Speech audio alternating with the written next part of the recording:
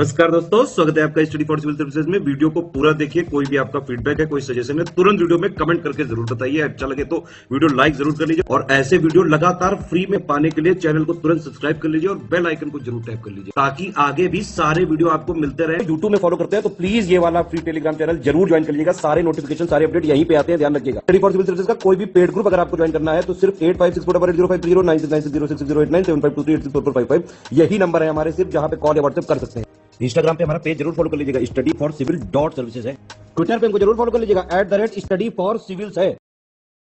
नमस्कार दोस्तों, एक बार फिर से आपका बहुत बहुत स्वागत है स्टडी फॉर सिविल सर्विसेज में। और मैं एसके त्रिपाठी आज आप सभी के साथ जो हमारी daily current affairs news analysis की सीरीज थी उसको यहाँ पर बाइलिंगुअल मैनर में कंटिन्यू करूंगा, कवर करूंगा। और जैसा कि आप लोग स्क्रीन में देख पा रहे होंगे कि ये जो आर्टिकल्स हैं गवर्नमेंट की जितनी भी लीडिंग वेबसाइट्स हैं और जो लीडिंग न्यूज़पेपर्स हैं वहां से कलेक्ट किए जाते हैं, फिर आप लोगों को यहाँ पर उपलब्ध कराए जाते हैं जो आप लोगों के लिए स्पेशली फॉर यूपीएससी सीएससी, उसके साथ ही जो आपके स्टेट पीसीएस के एग्जामिनेशंस होते हैं उनके लिए प्रीलिम्स और मेंस दोनों ही पर्सपेक्टिव में बहुत ही ज्यादा बेनिफिशियल साबित होगी। तो आप लोग इस सीरीज को सतत रूप से देखें और इसका महत्तम लाभ भी अर्जित करें। साथ ही दोस्तों, अगर आपने इस वीडियो में 10,000 लाइक्स का टारगेट कंप्लीट किया तो आप लोगों को इसकी जो पीडीएफ है वो फ्री ऑफ कॉस्ट हमारे टेलीग्राम के चैनल पर उपलब्ध कराई जाएगी। इसलिए आप हमारा टेलीग्राम का चैनल जरूर ज्वाइन कर लें, साथ ही इंस्टा का पेज भी फॉलो कर लें। तो आइए देखेंगे कि इन टॉपिक्स को देखने जा रहे हैं हम लोग। तो सबसे पहले ब्लास्फेमी और हेट स्पीच की बात करेंगे,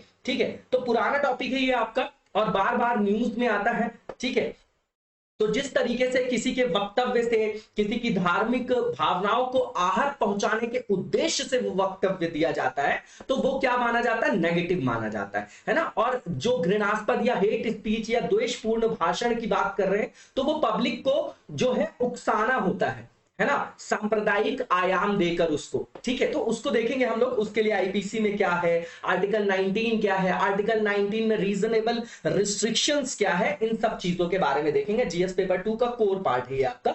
इसके बाद यहां पर इशू बताया जा रहा है सेकंड टॉपिक में, जो आपके पब्लिक एग्जामिनेशन सिस्टम है। लगातार आप देखते हैं कि रिक्रूटमेंट प्रोसेस जो है काफी लंबी है, कई बार जो है कई सालों तक रिजल्ट नहीं आता। इसमें कुछ एग्जांपल्स भी कोट किए गए हैं। तो इससे क्या होता है, जो हमारे यहाँ का ह्यूमन रिसोर्स है उसको हम मोबिलाइज नहीं कर पाते हैं, up to the mark level पे हम उनको यूज नहीं कर पाते हैं, ठीक है। और उससे देश में अगर लोगों को रोजगार नहीं मिलेगा तो अल्टीमेटली पूरे देश पर ऋणात्मक प्रभाव पड़ता है। अब बेरोजगारी के कारण ही जो है आपका अपराध वगैरह भी बढ़ते हैं, है ना। तो ये चीजें देखेंगे हम लोग, ठीक है।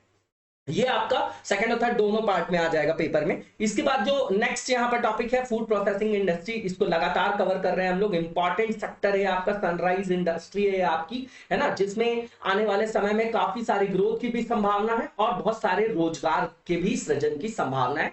थर्ड पेपर का पार्ट है। इसके बाद हाइब्रिड इलेक्ट्रिक व्हीकल्स की बात करेंगे यहाँ पर, है ना।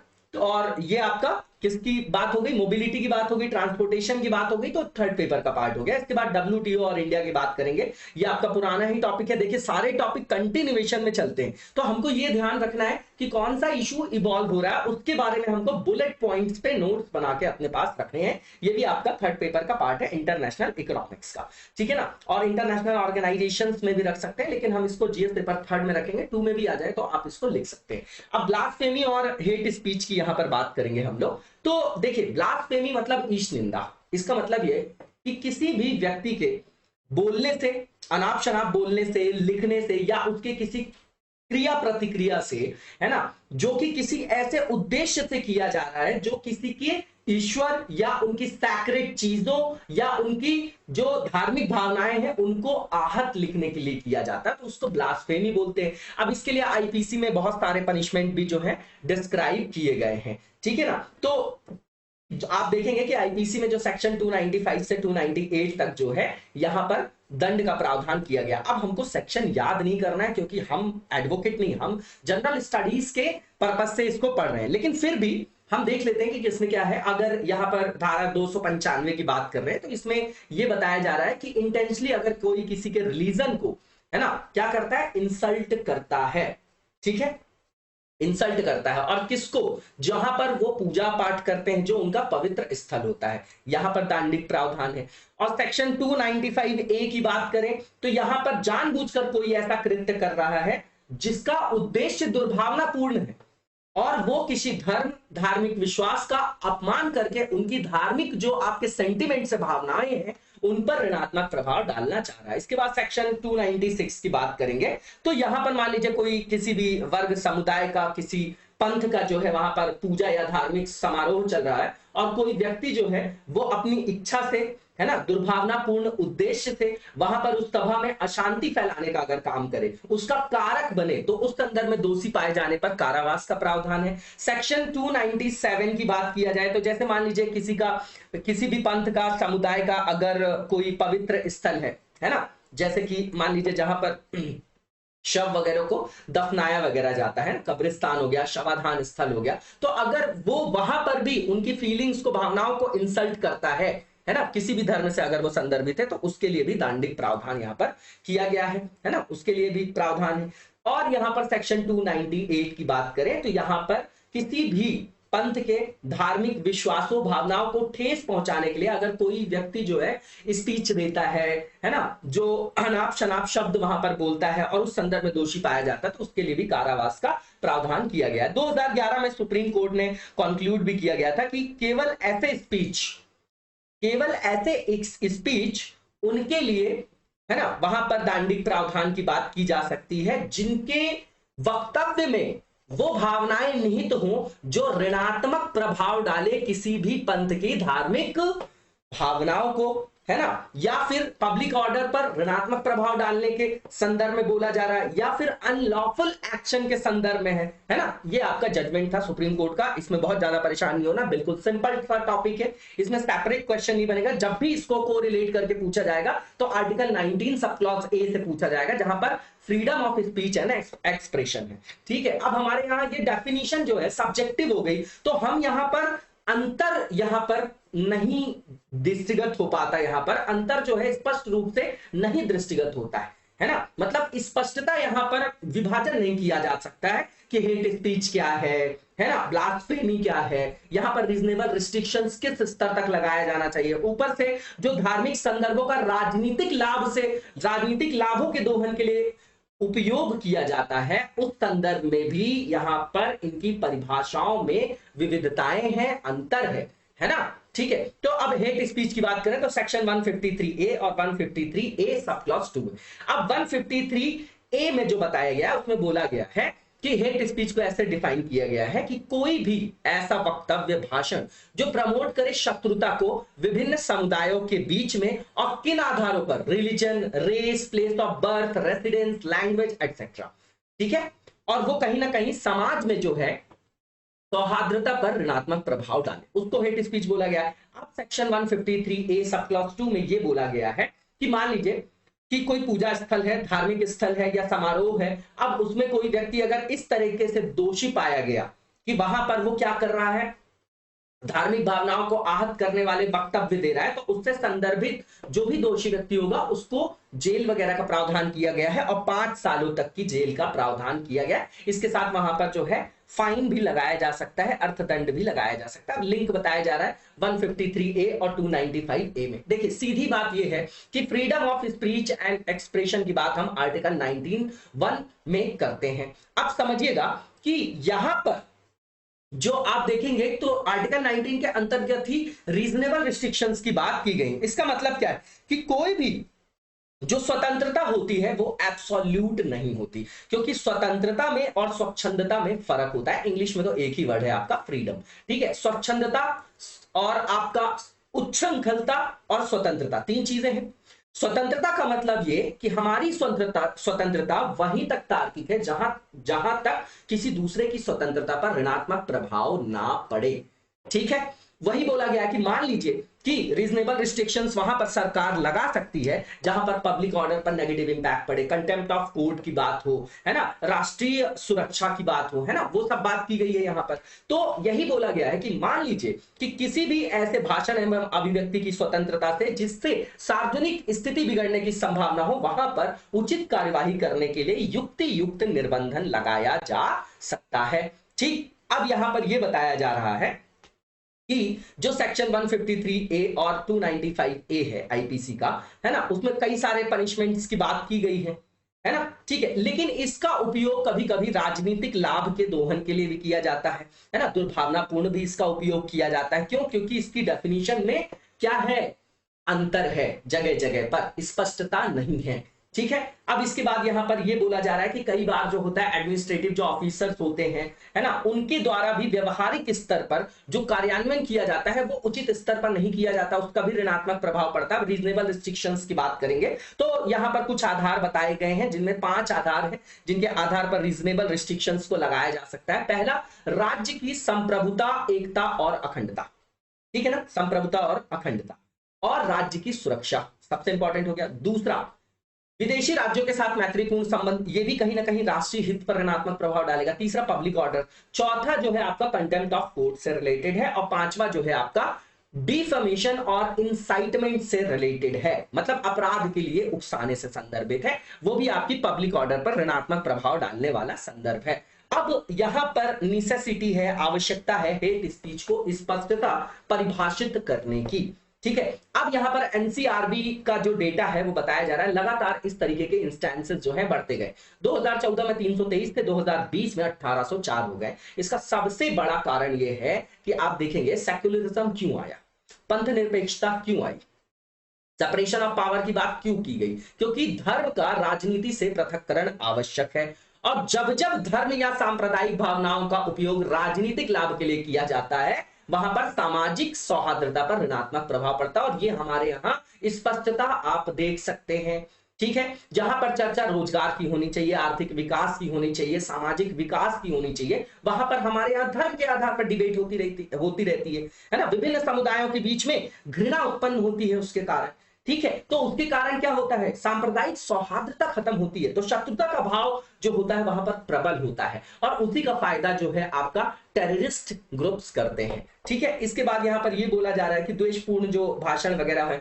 वो उससे सांप्रदायिक सौहार्द पर ऋणात्मक प्रभाव पड़ता है, सांप्रदायिक शांति भंग हो जाती है, पब्लिक ऑर्डर पर ऋणात्मक प्रभाव पड़ता है ना, ये बताया जा रहा है। इसके बाद जो आपका लगातार जो बढ़ रहा है यहां पर यूज किसका, सेक्शन 295A का आईपीसी के अंतर्गत। तो आजकल आप देखेंगे कि जैसे कार्टून वगैरह, कार्टूनिस्ट हो गए, न्यूज़पेपर्स हो गए, तो इस तरीके में भी अगर कोई हास्यप्रद अगर सामग्री को भी वहां पर क्या करता है, पब्लिश करता है, तो उसको भी दंडित किया जाता है। तो वहां पर भावना का संदर्भ है कि जो नियम कानून बनाए गए हैं उसका गलत तरीके से उपयोग ना हो, ये बताया जा रहा है यहां पर। तो लगातार इस तरीके के जो है रेफरेंसेस देखे जा रहे हैं, इंसिडेंट्स देखे जा रहे हैं, ठीक है। इसके बाद यहां पर राजनीतिक विरोधियों को भी चुप करने के लिए इसका गलत दुरुपयोग किया जाता है, ठीक है। अब यहां पर यह बताया जा रहा है कि लोकतंत्र का आधार सहमति और असहमति दोनों है, लेकिन इससे अभिव्यक्ति की स्वतंत्रता भंग नहीं होनी चाहिए। अब इस चीज को भी आपको बैलेंस करना है कि जो आर्टिकल 19 के अंतर्गत फंडामेंटल राइट्स है उसका भी वायलेशन ना हो,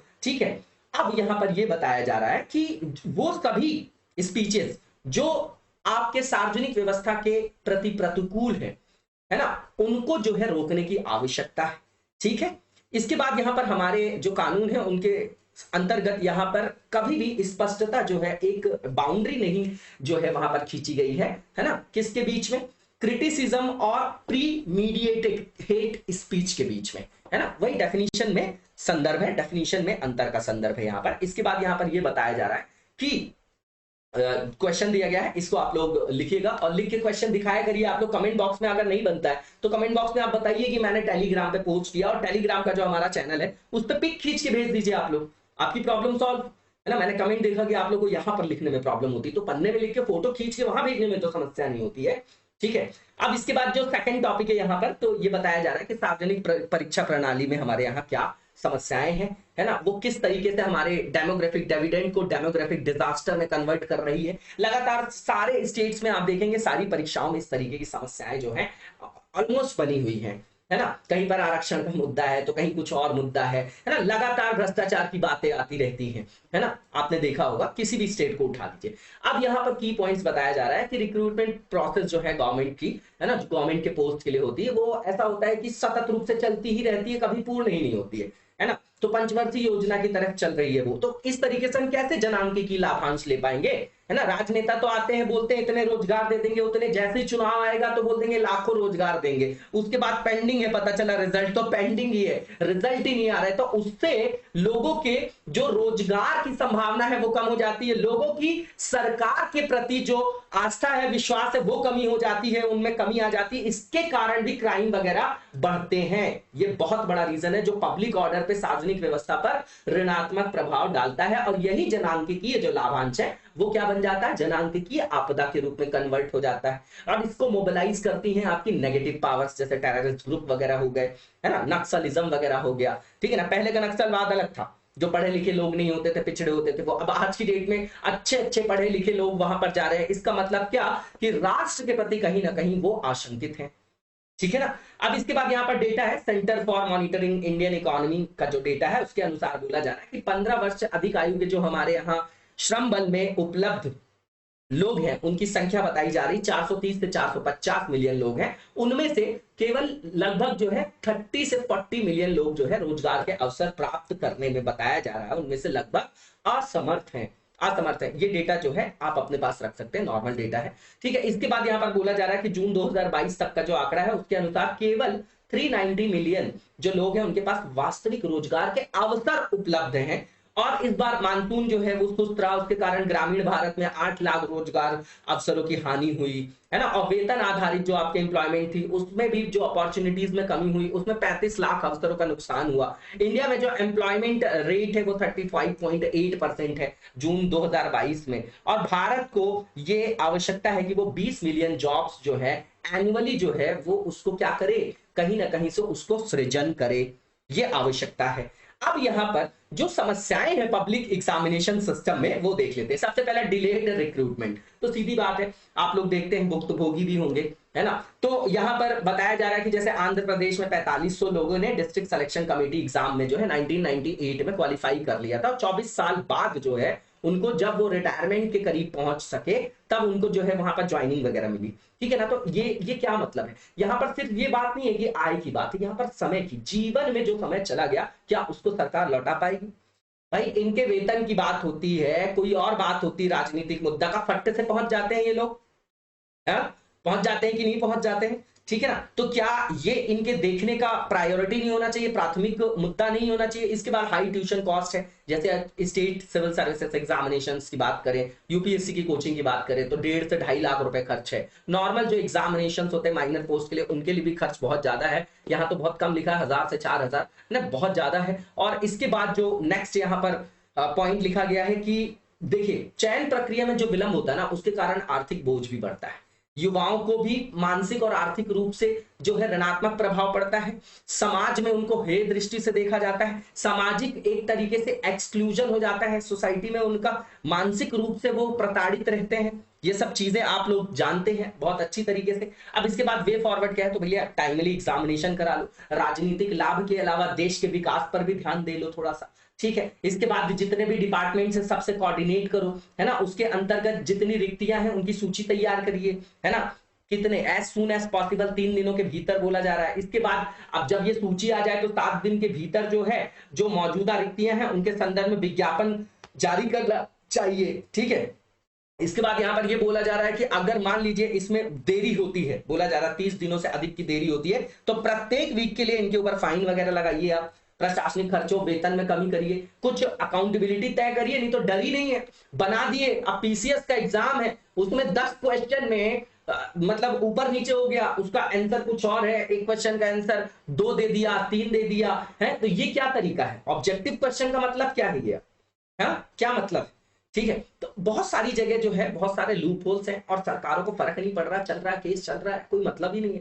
जब चुनाव आएगा तो दम से वैकेंसी आएगी, उसके बाद वैकेंसी पेंडिंग है तो पेंडिंग है ना, लगातार। अब फाइनल एग्जामिनेशन रिजल्ट्स जो है वो एक टाइम बाउंड मैनर में इनको अनाउंस करने के लिए बाध्य किया जाना चाहिए, वरना इनके ऊपर जो है कड़ी कार्यवाही भी की जानी चाहिए कि आयोग में बैठ के आदमी कर क्या रहा है।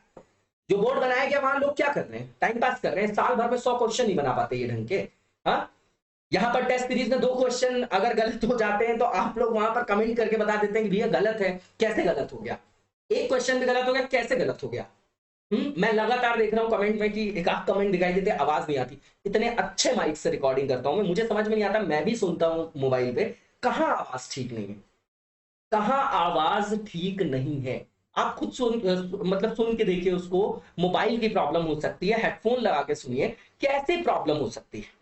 ब्लू एटी के माइक से आप लोगों के कारण एक अच्छे से अच्छा माइक लिया गया, कैसे, मतलब कोई सराउंडिंग नहीं है, कोई इको नहीं है। मैंने इतनी बार चेक किया अपने मोबाइल पे, मुझे नहीं समझ में आ रहा, और मैं एक आध कमेंट बीच में देख ही लेता हूँ, है ना, हो सकता है स्पैम हो। तो अच्छी बात है, इतना वक्त है आप लोगों के पास, किसी के पास, मतलब सबको नहीं, जो कर रहे हैं मैं उनको बोल रहा हूँ, और अच्छी बात है, अगर उनको इसमें अच्छा लग रहा है तो आप करिए, शायद इसी से आपको जीवन में आपके लक्ष्य की प्राप्ति हो जाए, है ना। ठीक है, यहां पर देखिए बहुत ईमानदारी से मेहनत की जाती है, और आप लोगों से उसके लिए क्या डिमांड किया जाता है कि केवल शेयर कर दीजिए, आप लाइक कर दीजिए। अब बताइए, उसमें भी अगर प्रॉब्लम होती है तो मतलब कहां ह्यूमैनिटी है, हम कहां सांप्रदायिक सौहार्द्रता की, सामाजिक जो आपका एक व्यवस्था उसमें सौहार्द्रता की बात करते हैं। यहां पर भी तो आपका वो भाव होना चाहिए, है? एक कमेंट करने में, लाइक करने में भी प्रॉब्लम होती है, बताइए। ठीक है, तो ये मतलब कंसर्न, और ये इमोशनल ग्राउंड पे भी मैं बोल रहा हूं कि मतलब ये थोड़ा सा मतलब ऋणात्मक प्रभाव डालता है हम लोगों की भी मानसिकता पर। लेकिन हम लोग अपना काम करते आए हैं और करते रहेंगे, पूरी टीम जो है लगातार काम कर रही है, करती रहेगी। ठीक है, अब यहाँ पर ये भी बोला जा रहा है कि कमजोर जो छात्र होते हैं वर्ग के, उनको यात्रा आवास भत्ता दिया जाना चाहिए, तो वो दिया भी जा रहा है और भी दे सकते हैं, नॉर्मल सी चीज है। अब यहाँ पर ये बोला जा रहा है कि भैया एक यहाँ पर आवश्यकता है राष्ट्रीय स्तर पर अर्बन अनएम्प्लॉयमेंट की बात करने की। अनएम्प्लॉयमेंट ही अपने आप पर एक जो है वृहद व्यापक विषय है जिस पर चर्चा की आवश्यकता है, तभी हम डेमोग्राफिक डिविडेंड को मोबिलाइज कर पाएंगे, है ना। और उसके लिए किस तरीके से हमको कौशल विकास करना है ना, युवाओं का, और किस तरीके से जो है रोजगार का सृजन करना है श्रम बाजार में, ये चर्चा यहां पर करना चाहिए। अब यहां पर क्वेश्चन बहुत अच्छा लिखा हुआ है, इसको लिख के दिखाइएगा। इसके बाद फूड प्रोसेसिंग इंडस्ट्री की बात करेंगे हम लोग। तो यहां पर सबसे पहले तो ग्रोथ जो है फूड प्रोसेसिंग इंडस्ट्री में लगातार देखी जा रही है, तो उस बारे में डेटा है यहां पर बताया जा रहा है कि जो नवीनतम सॉरी, जो एनुअल सर्वे है लेटेस्ट आपका, ठीक है, उसके अंतर्गत बताया जा रहा है कि यहां पर जो कुल उत्पादन है फूड प्रोसेसिंग इंडस्ट्री में, उसमें कंपाउंड एनुअल जो आपकी ग्रोथ रेट है, उस संदर्भ में यहां पर जो आपकी ग्रोथ देखी गई है 8.13% की देखी गई है। बाकी डेटा आप देख लीजिएगा, ये याद करने की आवश्यकता नहीं है ना। कुल उत्पादन में यहां पर वृद्धि देखी गई। दूसरी चीज यहां पर जो लोग यहां पर रजिस्टर्ड फूड प्रोसेसिंग सेक्टर में जो इंगेज हैं, रोजगार रहित हैं, शामिल लोग हैं, उनकी संख्या में भी यहां पर बढ़ोतरी हुई है। ये आपका 2014-15 में 17.73 लाख से बढ़कर 2018-19 में 20.05 लाख हो गई है। ठीक है ना, तो ये इंपॉर्टेंट भी है भैया, किसानों की जो आय है उसको बाइबल बनाना है हमको, है ना। ठीक है, उसके बाद यहां पर ये बताया जा रहा है जो नेशनल सैंपल सर्वे है 73rd राउंड का 2015-16 का, उसमें जो टोटल 51.11 लाख पर्सन है वो इंगेज है कहां पर, जो अनरजिस्टर्ड फूड प्रोसेसिंग सेक्टर, मतलब बहुत सारे लोग जो है यहां पर वो क्या है, इंडल्ज है। अब इसके बाद स्टेप्स क्या लिए गवर्नमेंट ने, तो आप लोगों को पता होगा, है ना, ठीक, संपदा स्कीम के बारे में पता होगा, ठीक है ना। यहां पर जो बताया जा रहा है कि भारतीय कृषि की जो निर्यात क्षमता है उसको up to the mark level तक ले जाने के लिए उसका दोहन करने के उद्देश्य से एक व्यापक जो है एग्रीकल्चर एक्सपोर्ट पॉलिसी भी इंट्रोड्यूस की गई है। ठीक है, दूसरी चीज यहां पर जो उत्पाद विशिष्ट निर्यात संवर्धन मंच है उनकी स्थापना एपेडा के द्वारा किया गया है, ताकि जो आपकी सप्लाई चेन है उसमें जो हर्डल्स है उनको दूर किया जा सके, और उसके थ्रू जो आपके संभावित उत्पाद हैं, प्रोडक्ट्स हैं, उनके एक्सपोर्ट को हम क्या कर सके, बढ़ा सके। इसके बाद बताया जा रहा है जैसे एपेडा ने जो और भी फॉर्म किया है एक्सपोर्ट प्रमोशन फोरम्स, किसके लिए, प्रोडक्ट्स के लिए, जैसे ग्रेप्स हैं, अनियन है, आपका मैंगो है, बनाना है, पॉमग्रेनेट है, फ्लोरिकल्चर है, राइस, डेयरी प्रोडक्ट्स और न्यूट्री सीरियल्स है जैसे ज्वार, बाजरा, रागी, अदर मिलेट्स, इनके लिए भी जो है निर्यात संवर्धन मंच जो है स्थापित किया गया है। इसके बाद यहाँ पर किसान कनेक्ट जो आपका फार्मर कनेक्ट पोर्टल है उसकी भी स्थापना की गई है, ताकि फार्मर्स और भी जो आपके स्टेक होल्डर्स है जैसे किसान उत्पादक संगठन है कोऑपरेटिव सोसाइटीज हैं, तो उनको निर्यातकों से संपर्क करने के लिए एक जो है आपका मंच वहां पर मिल सके, इसके लिए जो मंच स्थापित करने के लिए ही किसान कनेक्ट पोर्टल वहां पर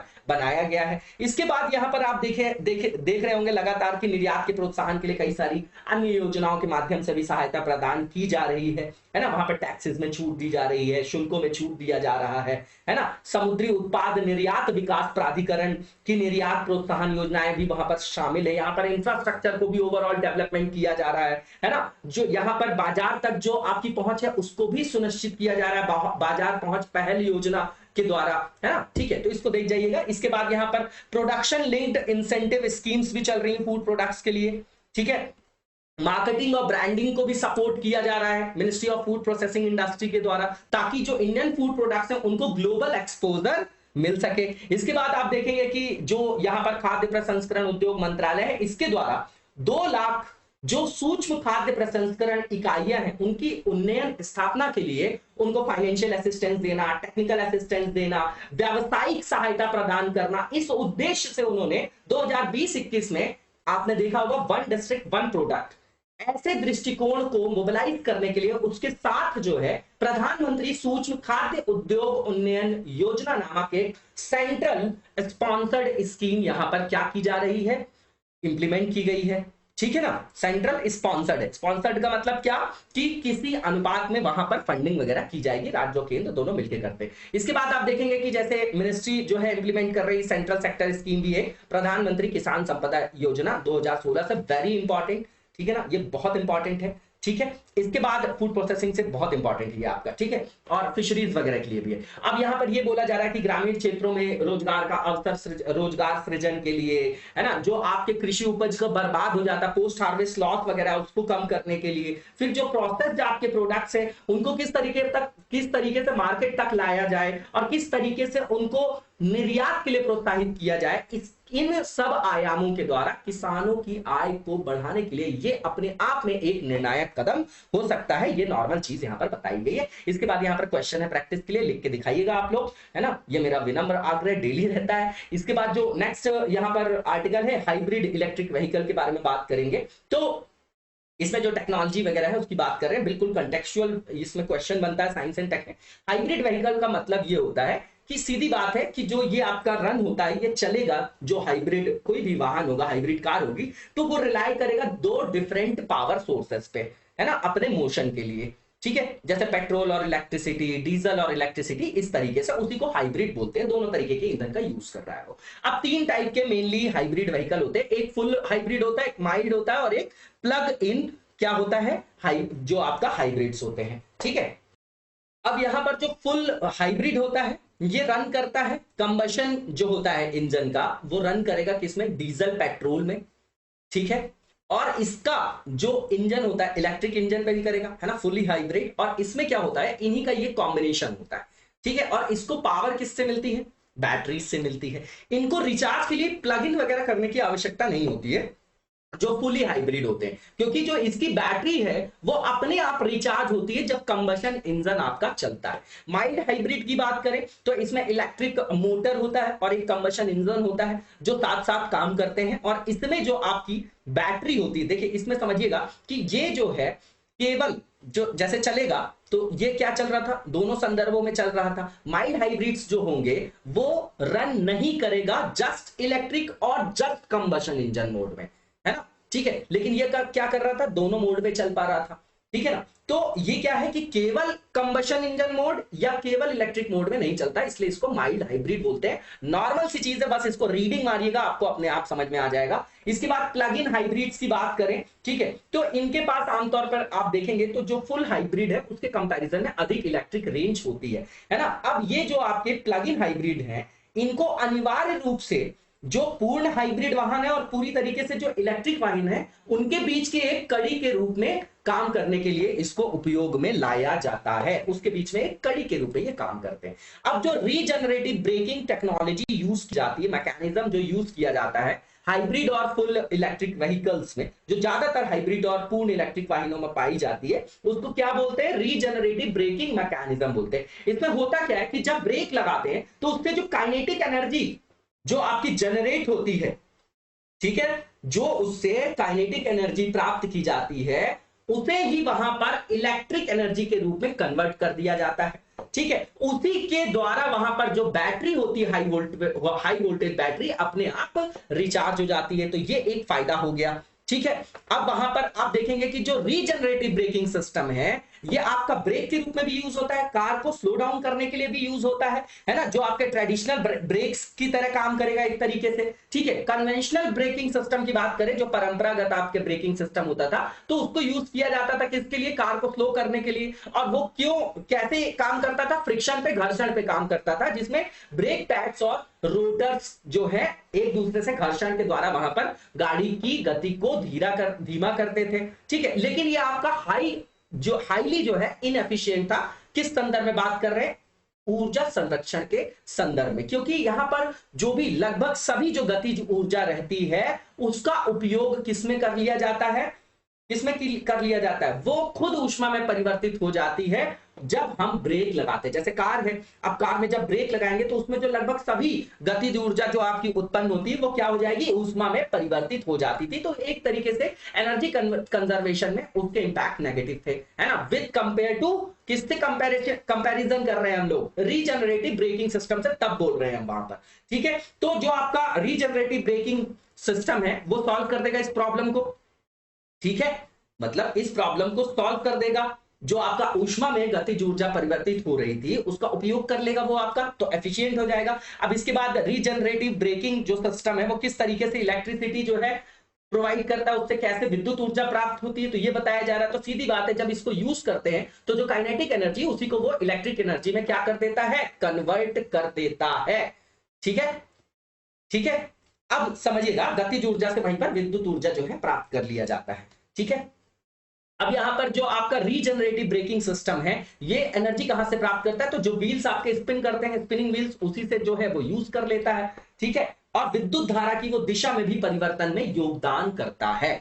ठीक है, अब इसके बाद आप देखेंगे कि जो इलेक्ट्रिक मोटर है वो ना केवल इलेक्ट्रिक जनरेटर के रूप में कार्य करता है बल्कि ये आपका ब्रेक के रूप में भी कार्यरत रहता है, मतलब कार की स्पीड को कम करने में भी काम आता है। एडवांटेज की बात करें तो ये लॉन्ग लास्टिंग है। दूसरी चीज ये कि इसमें जो आपकी एक्सटेंडेड रेंज पॉसिबिलिटीज हैं इलेक्ट्रिक व्हीकल्स की, है ना, वो संभावनाएं ज्यादा है। यहां पर बेटर फ्यूल एफिशिएंसी होगी हाइब्रिड कार्स में। डिसएडवांटेज की बात करें तो ये लेस इफेक्टिव होगा, है ना, मतलब धीमी गति पर यह कम प्रभावी हो सकता है। ब्रेकिंग शक्ति की बात करें तो पारंपरिक जो आपका ब्रेकिंग प्रणाली था उसके संदर्भ में इसकी शक्ति तुलनात्मक रूप से कम है। इसके बाद WTO की बात करेंगे नेक्स्ट टॉपिक में। और अब यहां पर जो WTO है उसकी भूमिका देखेंगे, और यहां पर लगातार आप देख रहे हैं जैसे हमने जो है NFSA लाया, नेशनल फूड सिक्योरिटी एक्ट लाया, सार्वजनिक भंडार की जो हमारा समस्या है उसके संदर्भ में, तो उसके लिए हम स्थायी समाधान वहां पर खोज रहे हैं, ये हमारी मांग है वहां पर, है ना, फूड सिक्योरिटी के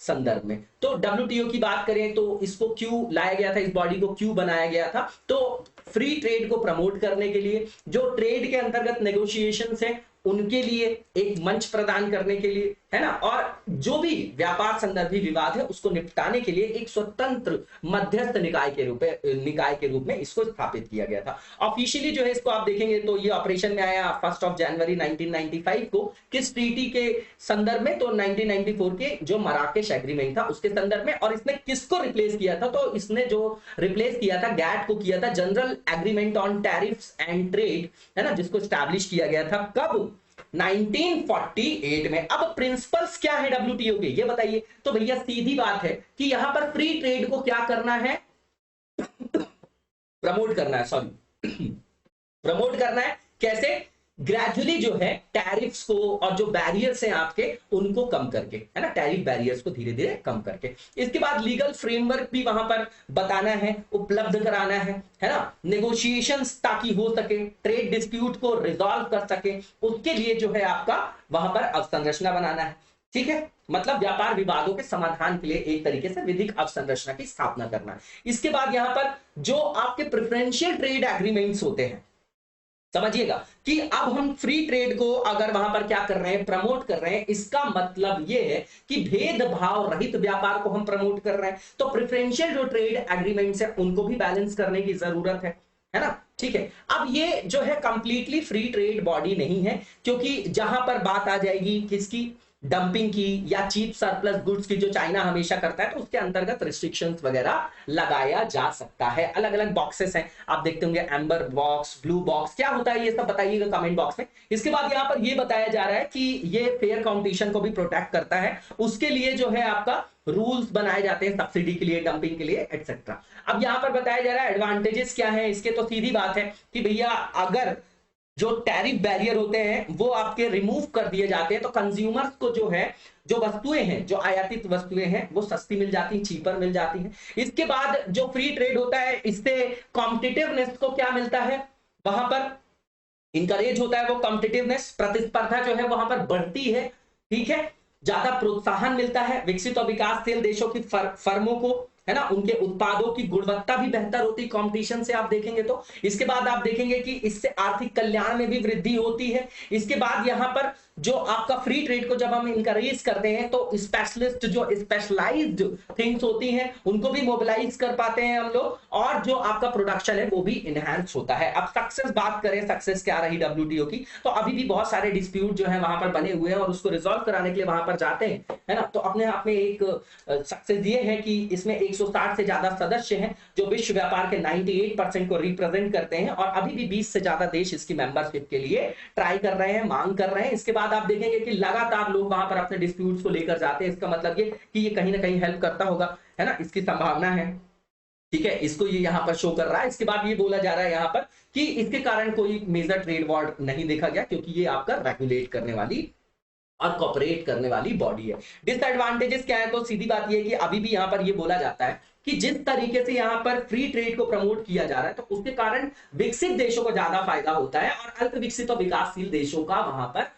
हनन होता है, ठीक है। तो इनके जो व्यापार नियम है, इसकी इसलिए जो है आलोचना की जाती है। दूसरी चीज ये कि यहां पर जो मुक्त व्यापार की बात की जाती है, तो जो विकासशील अर्थव्यवस्थाएं हैं, है ना, जो डेवलपिंग है आपकी या अंडर डेवलप्ड है, उनके जो नासेंट स्टेज में जो आपकी इंडस्ट्रीज हैं, उनको डेवलप होने में वहां पर बाधा होती है, उनके लिए हर्डल क्रिएट होता है। इसके बाद आप देखेंगे कि लगातार अगर आप देखेंगे तो यहां पर समझ में आएगा आपको कि लगातार यहां पर जो जनरल, जो एक ही आपकी कंसेंसस होती है ना, जो आम सहमति होती है, वो बनना यहां पर लगातार दुष्कर रहा है, आम सहमति नहीं बन पाई है यहां पर, ठीक है। इसका मतलब ये, इसके कारण ये होता है कि कई सारे देश इसके अल्टरनेटिव वैकल्पिक समाधान की ओर जो है प्रोत्साहित होते हैं, जैसे transatlantic trade and investment partnership या फिर बाइलेटरल डील्स की तरफ वो लोग आगे बढ़ते हैं। इसके बाद आप देखेंगे कि जो डब्ल्यूटीओ है, ठीक है, उसके अंतर्गत आप देखेंगे कि जैसे कृषि क्षेत्र है ना, तो इसके अंतर्गत प्रोटेक्शनिज्म शामिल है, संरक्षणवाद शामिल है। जैसे डोनाल्ड ट्रंप जब आया तो उसने क्या किया, बहुत ज्यादा प्रोटेक्शनिज्म कि भैया हम अपने अमेरिका लोगों को ही यहाँ पर रोजगार देंगे, ऐसा करेंगे, तो उसके कारण क्या होता है, तो फिर इसका जो उद्देश्य है उस पर ऋणात्मक प्रभाव पड़ता है, ठीक है। तो ये जो संरक्षणवादी शुल्क होता है, उससे मुख्य रूप से आप देखेंगे तो जो विकसित देश है जैसे यूरोपीय संघ, यूएस है, इनको ही फायदा होता है, विकासशील और अल्प विकसित देशों को उससे फायदा नहीं होता है, ठीक है। इसके बाद अगर आप यहां पर देखेंगे कि जो WTO है, ये आपका ट्रिप्स वगैरह आप लोगों ने सुना होगा, है ना, बौद्धिक संपदा जो अधिकार है वो भी वहीं से चैनलाइज किए जाते हैं। तो उसके कारण क्या होते हैं, जो विकसित देश है उनके पास टेक्नोलॉजी अच्छी है, तो जैसे उन्होंने जीवन रक्षक दवा वगैरह बना ली, तो उसमें पेटेंट करा लिया, कॉपीराइट उसमें करा लिया, है ना, तो उसको वो इंप्लीमेंट कर देते हैं। तो उसके कारण क्या होता है कि ये जो दवाएं हैं, जो लोगों की बेसिक नीड्स हैं, उनके मूल्य बढ़ जाते हैं, दवाओं की कीमत बढ़ जाती है। तो इसके कारण कई बार विकासशील देश और जो अल्पविकसित देश होते हैं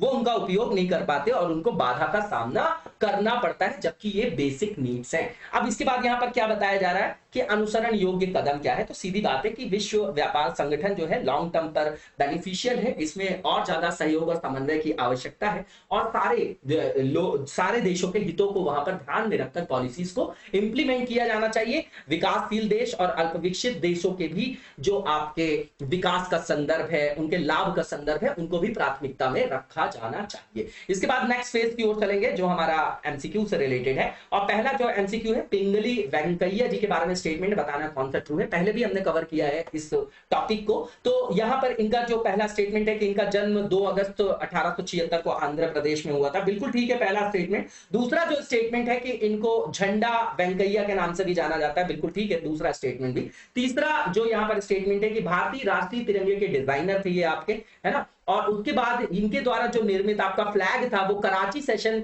जो आईएनसी का 1931 में था, तब उसको जो है अडॉप्ट किया गया था। बिल्कुल ठीक भाई, बिल्कुल ठीक बात है। इसको चेयर किया था हमारे पटेल साहब ने, वल्लभ भाई पटेल जी ने। चौथा स्टेटमेंट भी ठीक है। और पांचवा स्टेटमेंट ये है कि 2009 में इनके सम्मान में एक डाक टिकट जारी किया गया था, बिल्कुल ठीक है। सारे के सारे स्टेटमेंट बिल्कुल ठीक है, सही बता रहा था, तो इसका आंसर आपका all of the above D हो जाएगा। इसके बाद जो नेक्स्ट क्वेश्चन है हमारा, इसमें international north south transport corridor के बारे में स्टेटमेंट है, बताना है कौन सा इनकरेक्ट है। तो पहला ये कि ये पहली बार जब प्रपोज किया गया था, कब किया गया था, तो 2000 में किया गया था। सन 2000 में रशिया, जो सेंट्रल एशियन आपके स्टेट्स हैं, और इंडिया के द्वारा कनेक्टिविटी में सुधार के लिए, है ना, ठीक है। रूस, मध्य एशियाई राज्य और भारत के बीच कनेक्टिविटी में सुधार के लिए इसको प्रस्तावित किया गया था, ठीक है ना। इसके बाद जो दूसरा स्टेटमेंट है कि 7200 kilometre long multi modal connectivity है, शिप भी है, रेल भी है, रोड रूट भी है इसमें, है ना। और इसको इस्टेब्लिश किया गया ट्रांसपोर्ट नेटवर्क के रूप में, बिल्कुल ठीक है दूसरा स्टेटमेंट। तीसरा स्टेटमेंट जो है कि इसको यूज किया जाता है, इसका उपयोग जो है भारत, रूस, ईरान, यूरोप और मध्य एशिया के बीच माल ढुलाई के लिए भी किया जाता है, बिल्कुल ठीक है। और इसके 13 मेंबर कंट्रीज है जिसमें भारत भी शामिल है। चारों स्टेटमेंट बिल्कुल ठीक है। पूछा जा रहा है कि गलत कौन सा है, तो कोई भी गलत नहीं है, नन ऑफ द अबव, इसका डी आंसर हो जाएगा। इसी के साथ आज के वीडियो को यहीं पर विराम देंगे, नेक्स्ट वीडियो में कंटिन्यू करेंगे। तब तक लगातार जबरदस्त तरीके से पढ़ते रहिए और आगे बढ़ते रहिए। Thank you so much, best of luck.